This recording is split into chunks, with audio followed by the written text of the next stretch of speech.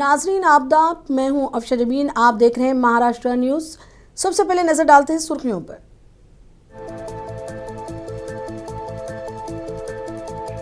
मरकजी वजीर दाखिला अमित शाह ने पुणे में अजीम मराठा लीडर बाजीराव पेशवा के मुजस्समे की नकाब कुशाई की। बाजीराव पेशवा की बहादुरी पर डाली तफसीली रोशनी।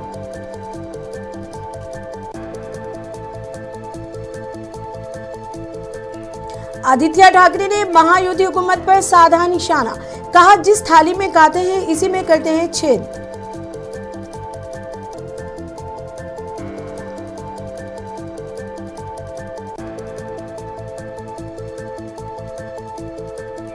महाराष्ट्र के वाशिम में समृद्धि हाईवे पर खौफनाक हादसा, 2 की मौके पर ही मौत, 3 शदीद जख्मी।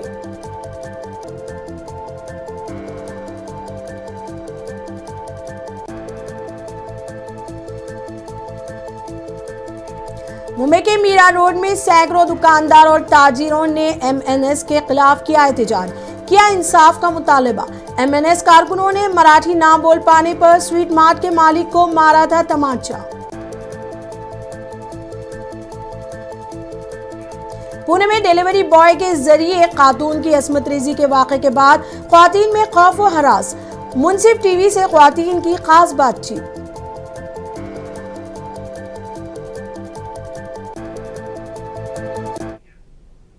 अब खबरें तफसील से। मरकजी वजीर दाखिला अमित शाह ने पुणे में अजीम मराठा लीडर बाजीराव पेशवा के मुजस्समे की नकाब कुशाई अंजाम दी। इस तकरीब में वजीर आला देवेंद्र फडणवीस, नायब वज़राए आला एकनाथ शिंदे, अजीत पवार और दीगर कायदीन ने शिरकत की। इस तकरीब से वजीर दाखिला अमित शाह ने खिताब करते हुए बाजीराव पेशवा की बहादुरी पे तफसीली रोशनी डाली।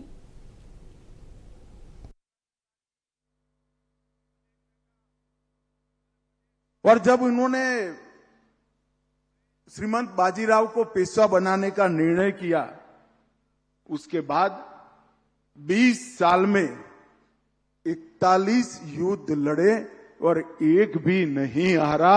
ये रिकॉर्ड कोई सेनापति का नहीं हो सकता। 1 साल के 2 युद्ध, और हमें मालूम है कि उस जमाने में बारिश के 4 माह युद्ध नहीं होते थे, तो बचे हुए 8 माह के अंदर 2 युद्ध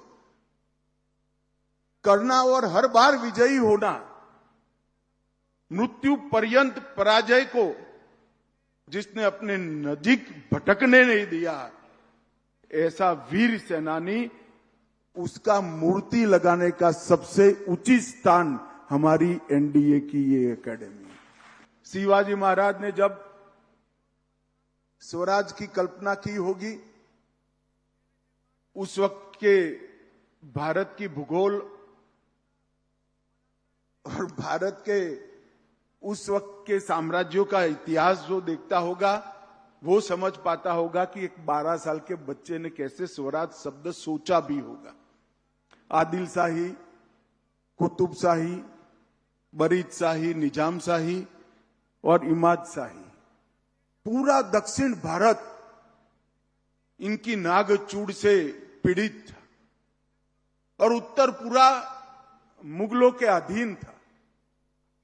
उस वक्त 12 साल का एक बालक देश को स्वतंत्र कराने की कल्पना करे और अपने एक छोटे से जीवन काल के अंदर ही हिंदवी स्वराज का स्थापना करने का काम करे। और जब उन्होंने शिवसेना उद्धव ठाकरे ग्रुप के लीडर आदित्य ठाकरे ने असेंबली से बाहर आने के बाद मीडिया से बात करते हुए फडणवीस हुकूमत की कड़ी नुक्ताचीनी की। शिव भोजन फोटोशूट पर उन्होंने कहा कि ये हमारी शुरू की हुई स्कीम है, हुकूमत हर महाज के नाकाम है। वहीं एशिया कप हॉकी के लिए पाकिस्तानी टीम को हिंदुस्तान आने की इजाज़त देने पर उन्होंने बीजेपी की खबर ली और कहा कि पहलगाम हमले का जख्म अभी ताज़ा है। बीजेपी अपने मफाद के लिए पॉलिसी बदलती रहती है। ये बहुत ही एक अगर कंपैरिजन करें तो दुर्भाग्यपूर्ण है, लेकिन एक ही थाली ये मुंबई है और ये सारे के सारे जो महायुति के जो गुट में है, फिर वो भ्रष्टनाथ मिंदे हो या भाजपा हो, उसी थाली में खाना चाहते हैं और फिर उसी थाली में छेद करना चाहते हैं। मुंबई के खिलाफ वो जो काम करे। लेकिन कल का जो वीडियो है ये बहुत ही एक दुर्भाग्यपूर्ण बात है कि फोटोशूट्स के लिए सरकारी योजनाओं को आगे लाया जा रहा है, शासकीय योजनाओं को आगे लाया जा रहा है, लेकिन असल में अगर आप काम देखें तो जीरो है। फिर वो लाडली बहना का हो, फिर वो कर्ज माफी का हो, या फिर ये शिव भोजन का हो। शिव भोजन थाली हमने लाई थी 5 रुपए में। कोविड के समय में हर एक आदमी, हर एक इंसान को अपना भोजन मिलता था, बिना जाति देखे, बिना धर्म पूछे, बिना अपनी बैकग्राउंड पूछे। लेकिन आज यही सरकार है जो सिर्फ फोटोशूट में लगी हुई है, बाकी कुछ नहीं। ये एक बात मैं देश के सामने लाना चाहता हूँ। 3-4 महीने पहले जब पहलगाम का हमला हुआ तो हमने सब ने तय किया था कि अब पाकिस्तान से कोई रिश्ता नहीं होगा। ये हम पहले से भी कहते आए। शायद इस देश में शिवसेना एक ही पार्टी है जो हर बार कहती आई कि जब तक पाकिस्तान आतंक विरोधी कोई कार्रवाई नहीं करता और आतंकी कार्रवाई में लगा रहता है, तब पाकिस्तान से कोई नाता ना जुड़े। लेकिन दुर्भाग्य इसी देश का यही है कि जिस विषय पे भाजपा चुनाव जीतने की कोशिश करता है, वोट मांगने की कोशिश करता है, डिप्लोमेटिक आउटरीच करने की कोशिश करता है, उसी अभी विषय पर भाजपा पीछे जाते हुए दिख रहा है। पहली बात तो अभी मुझे लगता है एशिया कप हॉकी का बिहार में होने जा रहा है। केंद्र सरकार जो भाजपा की है, उसी के स्पोर्ट्स मिनिस्ट्री ने, खेल मंत्रालय ने एनओसी दे दी है पाकिस्तान को, जिस पाकिस्तान से आतंकी आए थे, आतंकवादी आए थे और हमारे देश में धर्म पूछ के हमला किया था। दूसरी बात, अगर हॉकी का ये एशिया कप आगे गया, खेलने दिया, भारत की भावना अगर देखी नहीं गई, भारत शांत रहा, तो फिर यही भाजपा है जो बीसीसीआई चलाता है, जो एशिया कप जो क्रिकेट का है उसमें भी पाकिस्तान को खेलने दिया जाएगा। तो क्यों ऐसे ये चल रहा है? एक तरफ आप देख रहे हो, आज कहते हैं कि हम बांग्लादेश के खिलाफ नहीं खेलेंगे, लेकिन पिछले साल जब हिंदुओं पे अत्याचार होते हैं बांग्लादेश में, तो बांग्लादेश को चावल भेजा गया था, बांग्लादेश को हमारे देश में बुलाया था और टेस्ट मैच खेली गई थी। मुंबई के मीरा रोड में सैकड़ों दुकानदार और ताजिरों ने एमएनएस के कारकुनों की जानिब से स्वीट मार्ट के मालिक पर मराठी में बात न करने पर किए गए हमले के खिलाफ एहतजाज किया। एहतजाज के तौर पर मीरा रोड के बड़े हिस्सों में दुकानें भी बंद रहीं। ताजिरों ने कहा कि अगरचे उनकी आबाई रियासत महाराष्ट्र नहीं है, वह कई दिहाइयों से यहाँ रह रहे हैं। हम मुतासरा के लिए इंसाफ और ये यकीन दहानी चाहते हैं कि हम बगैर किसी खौफ के अपना कारोबार जारी रख सकें।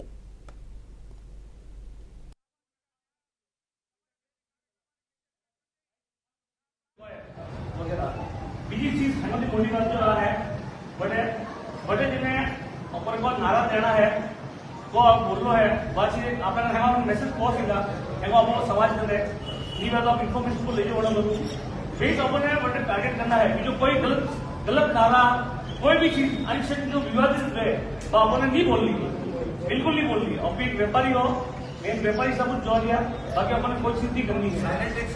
साइलेंस पूरा बनना है।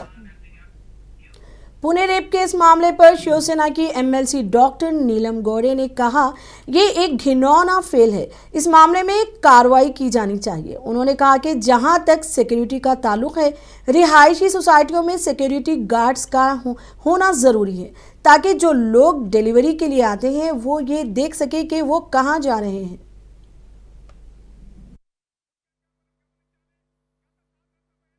एक तो बात है कि आपको इसके पहले भी ऐसी घटनाएं बोबदेव घाट में हो गई थी, जिसमें अननोन लोग किसी औरत के ऊपर बार बार रेकी करते हुए वो कब अकेली है इसकी पूरी की पूरी जानकारी लेते हैं और बाद में उस पर हमला करते हैं। ये बहुत ही एक घिनौती और घृणास्पद और जिसके बारे में और जल्द से जल्द कार्रवाई होनी चाहिए, ऐसी मेरी भी भावना है। मैंने कल डॉक्टर मिस्टर राठौड़ से बात की है, डिटेल बात की है, और जब तक वो सिक्योरिटी का सवाल है तो उसमें ये भी बहुत ज़रूरी है कि बड़ी बड़ी सोसाइटीज़ में वो लोग और एक सिक्योरिटी भी रखे कि जो ऐसे डिलीवरी का नाम लेते हुए कोई आता है उसको अकम्पनी करके देखे कि वो कहाँ जा रहा है, कितने बजे वापस जा रहा है। और इसके लिए मैंने सीपी के लिए मेमोरेंडम भी दिया है और मेरा ये कहना है कि एक अच्छे से एसओपी बनाने चाहिए कि जो लोग इस तरीके से अंदर आते हैं उनकी कोई निगरानी हो, आई कार्ड का फोटो लिया जाए। और इस घटना में जल्द से जल्द कार्रवाई तो होगी, लेकिन अगर वो दूर भागा है, लेकिन जल्द से जल्द वो उसको अरेस्ट करने की कार्रवाई पुणे पुलिस करेंगे, ऐसी मुझे अपेक्षा है। लेकिन आपको पता है बोबदेव घाट के जो आरोपी थे वो बहुत दिनों के बाद मिल गए थे। पुणे के कोंडा इलाके में गुज़िश्ता रोज़ एक फ्लैट में अकेली खातून की इसमत दरी का मामला सामने आया, जिसके बाद इलाके में खौफ व हरास है। कोंडवा की मेपल सोसाइटी की ख़वातीन इन दिनों शदीद खौफ व हरास में हैं।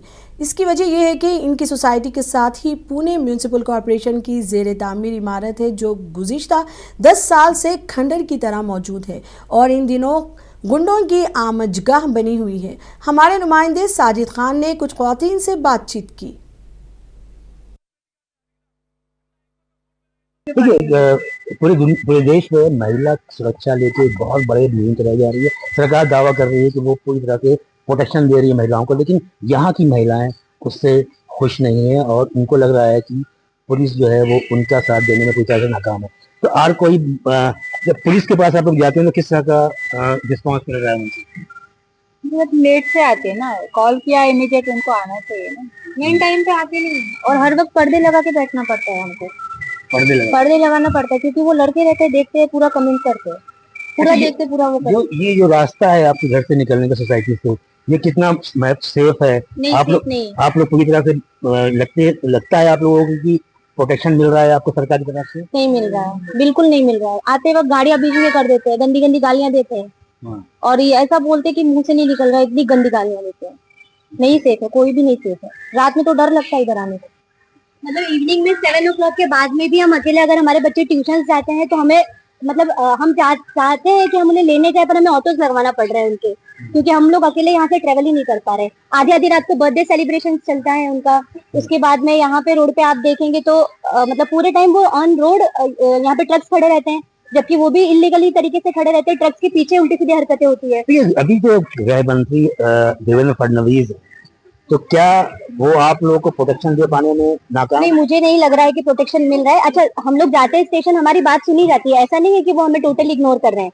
वो हमें आश्वासन भी देते हैं और वो आते भी हैं, लेकिन वो इतना लेट आते हैं कि जब कुछ हादसा हो जाएगा कल को तो उसके बाद में कौन रिस्पॉन्सिबल है। यहाँ पे पुणे में पिछले दिनों एक फ्लैट में किसी महिला के साथ रेप हादसा हुआ और वो एक लड़का कोरियर बन के आया और इस तरह से उसने हरकतें की, जिससे यहाँ की जो महिलाएं उनमें भी एक खौफ है कि इस तरह की चीज़ें अगर यहाँ पर लोग जमा हो रहे हैं और ड्रग्स या जैसी नशे जैसी चीज़ें ले रहे हैं तो ये खुद अपनी इनसिक्योरिटी फील कर रही है। इसी के बारे में इन्होंने यहाँ पर हम इनसे बात करें तो किस तरह का इनसिक्योरिटी आप फील कर रहे हैं ये इस हादसे के बाद? इनसिक्योरिटी तो है ना, इधर ड्रग्स लेते हैं हम लोग, बस वीडियोस भी निकाल के रखी है ना, बस प्रूफ है। वो लोग इंजेक्शन लेते हैं, ड्रग्स लेते हैं और गंदी गंदी रील्स बनाते हैं लोग, और कोई टाइम नहीं है। आधी रात और 1-2 बजे तक ये काम करते ही रहते हैं और जो कुछ भी उनको करना है सिर्फ हमारे ही सोसाइटी के सामने नहीं अटैक करने पे थ्रेटन करते हैं लेडीज को। यहाँ थ्रेटन किया उन्होंने। अभी पुणे में पिछले दिनों जो हादसा हुआ उसके बाद से जो सोशल एक्टिविस्ट और मेरे ख्याल से सरकार भी बहुत बड़े बड़े दावे कर रही है और ये मैसेज देने की कोशिश कर रही है कि वो पूरी तरह से महिलाओं की सुरक्षा कर रही है, लेकिन मेरे ख्याल से यहाँ की महिलाओं से बात करने के बाद मुझे नहीं लगता कि पुलिस या इंतजामिया या सरकार, महाराष्ट्र सरकार सिक्योरिटी या प्रोटेक्शन देने का जो अहम काम पुलिस का है वो भी पूरी तरह से इनको सिक्योरिटी नहीं दे पाती। मैं साजिद खान, पुणे। एक बार फिर ठाकरे भाई महाराष्ट्र में स्टेज पर एक साथ नजर आएंगे। राज ठाकरे और उद्धव ठाकरे 5 जुलाई को स्टेज पर एक साथ नजर आएंगे। दोनों विजय रैली में शिरकत करेंगे। मुंबई पुलिस इस रैली के मुकाम पर तैयारियों का जायजा ले रही है। शिवसेना, यूबीटी, एमपी अरविंद सावंत और दीगर लीडर और कारकुनान भी मुंबई पुलिस के साथ मौजूद हैं। हफ्ते को वर्ली के इस डोम हॉल में 50,000 से ज्यादा कारकुनों के जमा होने की उम्मीद है। हाल ही में महाराष्ट्र में जुबान को लेकर एक तनाज़ा खड़ा हो गया था। दरअसल फडणवीस हुकूमत ने 3 जुबानों की पॉलिसी को लेकर एक हुक्म जारी किया था। बाद में हुकूमत ने इस पर यू टर्न लिया और हिंदी पढ़ाने से मुतालिक लिया गया हुक्मनामा मनसूख कर दिया।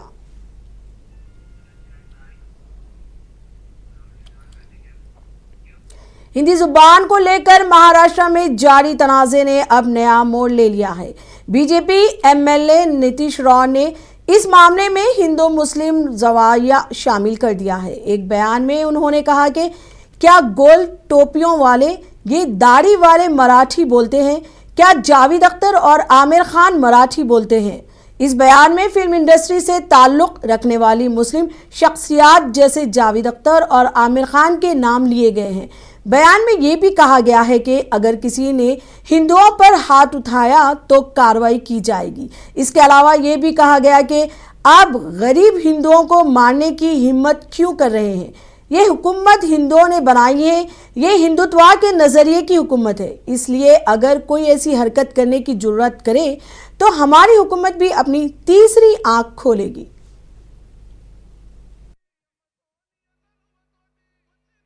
मारा ही गया है ना, एक हिंदू को मारा गया है ना, एक हिंदू को मारा गया है, तो मुझे बोलना है कि इतनी हिम्मत जाके नल बाजार और मोहम्मद अली रोड में दिखाओ ना।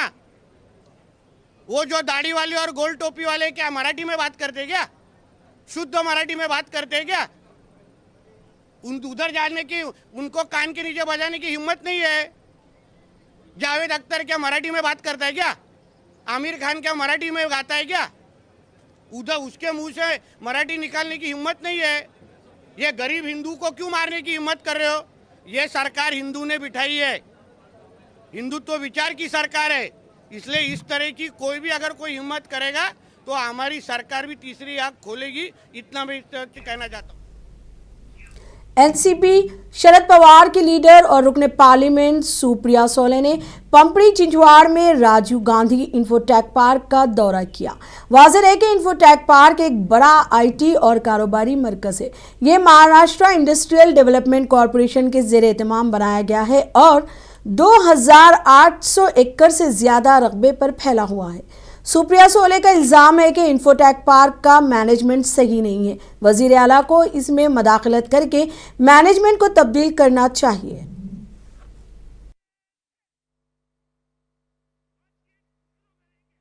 विनम्रता से मैं बड़े कई महीनों से सालों से मैं महाराष्ट्र की सरकार को विनती करती हूँ कि एक डिसीजन आप लीजिए। अभी जो मैनेजमेंट इस एरिया में राजीव गांधी इन्फोटेक पार्क पे हो रहा है वो ठीक से नहीं हो रहा है। It needs a much broader competent authority. तो यहाँ दो मांगे हैं। एक मांग ऐसी है कि ये कॉम्पिटेंट अथॉरिटी की पीसीएमसी पिंपरी चिंचवड़ में जाए। ये दोनों का समन्वय मेरी विनती है महाराष्ट्र की माननीय मुख्यमंत्री की। मैंने बहुत बार उनका टाइम भी इसके लिए मांगा है और मेरी विनती है कि वो हर एमएलए एमपी हर स्टेक होल्डर का बुला के एक मीटिंग अगर उन्होंने करवाई तो हम सब की तरफ से उनको सुझाव भी दे सकते कि ग्राउंड रियलिटी क्या है और सब ने मिल के इसमें सोल्यूशन निकालने की जरूरत है। मेरा कहना है कि सरकार ने जिम्मेदारी लेनी चाहिए क्योंकि बहुत सारा रेवेन्यू यहाँ से जाता है। इट्स अ रेवेन्यू मेकिंग दुनिया में हिंजेवड़ाड़ी की जाए। आपको याद होगा जब इसकी शुरुआत आदरणीय पवार साहब ने की थी तो बड़ी लंबी सोच के की थी और पहले 10-25 साल इंफ्रास्ट्रक्चर बहुत सुंदर रहा है। 5-6 साल में ही यहाँ गड़बड़ हुआ है। जिस तरह से ज़्यादा कंस्ट्रक्शन हुआ है, नाले बंद हुए, इसी के कारण ये सब खराब हो रहा है ना। यहाँ पता है यहाँ पे पीएमआरडीए ने 16 स्पॉट ऐसे आइडेंटिफाई किए जिसके कारण वहाँ पर वाटर लॉगिंग होती है या फिर कई जगह ट्रैफिक कंजेक्शन होता है। इसके लिए आके लोकल बॉडी इंक्लूडिंग पीएमआरडीए भी रिस्पॉन्सिबल है क्या? बिल्कुल है। जो भी देखिए अभी कौन रिस्पॉन्सिबिलिटी है उसमें फंसने से आगे हमको सोल्यूशन चाहिए। हमको 16 पॉइंट्स खोल के चाहिए। ये होमवर्क तो सबने मिलके ही किया है। हम सब ने इन सब ने ही तो ढूंढे नाले। ये मैडम है, ये सरपंच, इन सब ने मिलके होमवर्क किया है। कई एनजीओज है, ये सबकी ताकत है। इन्होंने ही तो होमवर्क करके बताया सरकार को कि भैया ये सब रेड फ्लैग एरिया है, इसको खोल दीजिए नहीं तो पानी नहीं जा। महाराष्ट्र में कई सालों से मरकज और रियासत में एक ही पार्टी की डबल इंजन हुकूमत है, लेकिन इसके बावजूद रियासत में किसानों की खुदकुशियों का सिलसिला जारी है। जनवरी से मार्च 2025 के दरमियान 700 से ज़्यादा किसानों ने खुदकुशी की है। इनमें से ज़्यादातर किसान दर्दभा इलाके से हैं। महाराष्ट्र हुकूमत खुदकुशी करने वाले किसानों को 1 लाख रुपए की माली इमदाद देती है, लेकिन कई किसानों के खानदानों को ये इमदाद नहीं मिल सकी है। कांग्रेस एमएलए ने महाराष्ट्र हुकूमत पर किसानों को बरवक्त मदद फराहम करने में नाकाम होने का इल्ज़ाम लगाया। उन्होंने कहा कि बहुत से अहले किसानों को मामूली वजूहात की बुनियाद पर इमदाद से इनकार किया गया है। इसके साथ ही उन्होंने मरने वाले किसानों के अहले खाना को दी जाने वाली 1 लाख रुपए की इमदादी रकम बढ़ाने का मुतालबा किया है।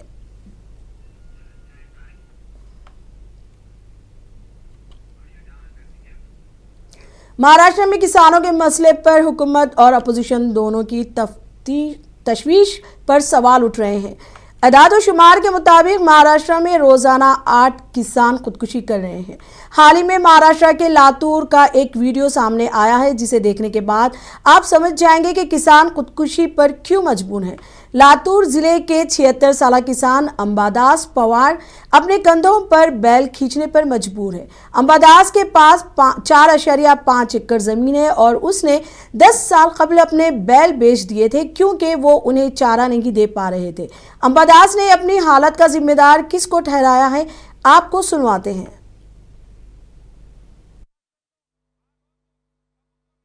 मी 50 वर्षापासून शेती करतोय, परंतु पहिलं बैल होती माझ्याकडे, बैल करून मी करीत होतो शेती। आता बैल मला खपणारा धंदा, माझी मान हलत्या, हाता हलत्यात, म्हणून मला वैरण घेऊन घरला बैलाची जाणवण्यात आलं, म्हणून मी विकून टाकलो। मुल्क के तिजारती दारुल हुकूमत मुंबई में मौसम बदल गया है। बीती रात से मुंबई और उसके करीबी इलाकों में मुसलसल बारिश हो रही है, जिसकी वजह से मौसम खुशगवार हो गया है। वहीं दर्जे हरारत में भी गिरावट आई है।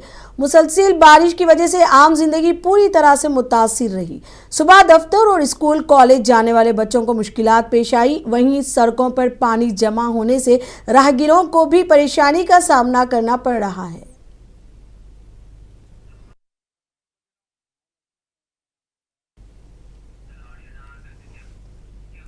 महाराष्ट्र न्यूज में अब तक के लिए इतना ही। मुझे दीजिए इजाजत। आदाब।